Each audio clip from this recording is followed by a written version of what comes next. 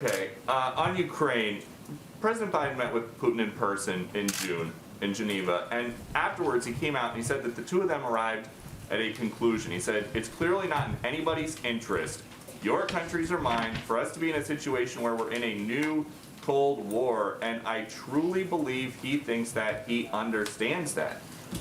Has the president changed his opinion about what Putin thinks? How are you suggesting we're in a new Cold War?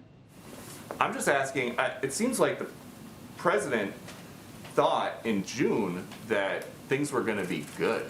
And right now things are not looking good. I don't actually think that's at all what the president said. He gave an extensive press conference where he conveyed it wouldn't happen overnight and that there was work that we could do together.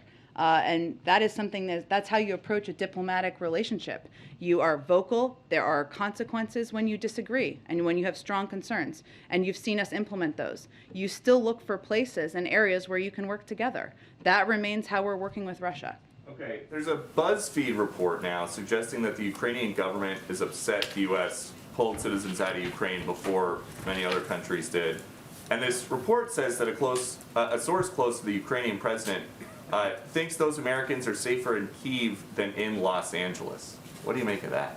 Well, we're always going to make decisions that are in the security interests of people who are serving as diplomats around the world. And we have assessments that are made by the State Department, hence the decision and the announcement made over the last couple of days, and the fact that we put in a level 4 advisory back in October, conveying very clearly to Americans they should leave Ukraine.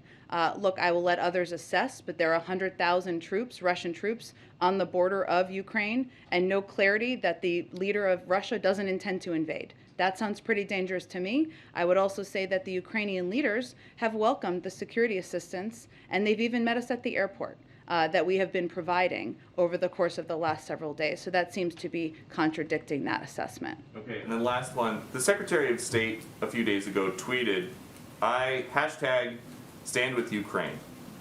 Has that ever worked at stopping an authoritarian regime from doing anything? A hashtag? I will have to say that unlike the last administration, we don't think Twitter is the only means of engaging or negotiating or discussing important topics. But it is important for us to convey to the Ukrainian people who do view commentary through a range of forums. I don't know how many are Fox News watchers, maybe some of them, and including social media, that we stand with them, we support them. And that includes in their efforts to protect the sovereignty of their country. Go ahead.